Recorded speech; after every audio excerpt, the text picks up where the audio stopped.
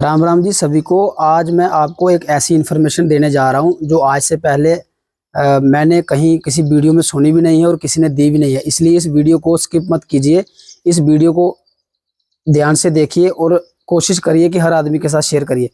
जिन लोगों ने भी अपने बच्चे के नाम पर LIC से पॉलिसी लिया हुआ है, LIC या किसी भी इंश्योरेंस कंपनी से पॉलिसी लिया हुआ है, तो जब उस पॉलिसी को आप करवाते हो तो उसके बाद जब आपके बच्चे की उम्र एज 18 साल कंप्लीट हो जाती है तो उस पॉलिसी में किसी ना किसी व्यक्ति को नॉमिनेशन यानी कि नॉमिनी रखना जरूरी हो जाता है, फैमिली मेंबर में से किसी एक आदमी को।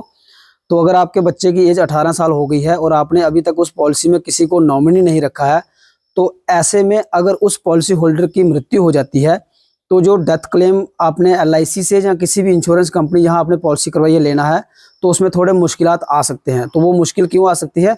क्योंकि जब किसी पॉलिसी में नॉमिनी ही नहीं होगा तो पहले पूरा परिवार कोर्ट में जाकर के ये डिसाइड करेगा कि भाई ये इस क्लेम के लिए दावा कौन करेगा।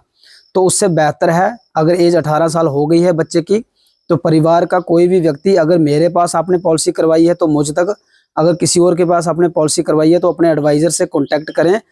जाने कि अगर आपके बच्चे की एज 18 साल कंप्लीट हो गई है तो उस बच्चे की पॉलिसी का पॉलिसी बॉन्ड, उस बच्चे के आधार कार्ड की फोटोकॉपी और जिसे नॉमिनी रखना है नया अभी, तो उस आदमी की आधार कार्ड की फोटोकॉपी अपने एडवाइजर तक पहुंचाएं। अगर मैंने आपकी पॉलिसी की हुई है या मेरे थ्रू आप करवाना चाहते हैं तो मुझ तक पहुंचाएं।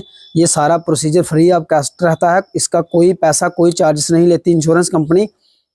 ये जरूरी है क्योंकि कल को अगर किसी दुर्घटनावश या किसी नॉर्मल मृत्यु में किसी की डेथ हो जाती है तो अगर घर वालों को तब क्लेम लेना होगा तो तब बहुत मुश्किल आ सकती है। आपका एडवाइजर भी आपसे उस वक्त या मैं भी आपसे उस वक्त यही कहूँगा कि भाई आप कोर्ट में जाइए, पहले तो आप वहाँ से एक सर्टिफिकेट बना के लाइए कि जिसमें कोर्ट आपको ये लिख के दे रहा है कि इस पैसे के हकदार आप हैं। तो उन मसलों में फंसने की बजाय सबसे पहले आप चेक करें कि आपके बच्चे की उम्र 18 वर्ष हो गई है।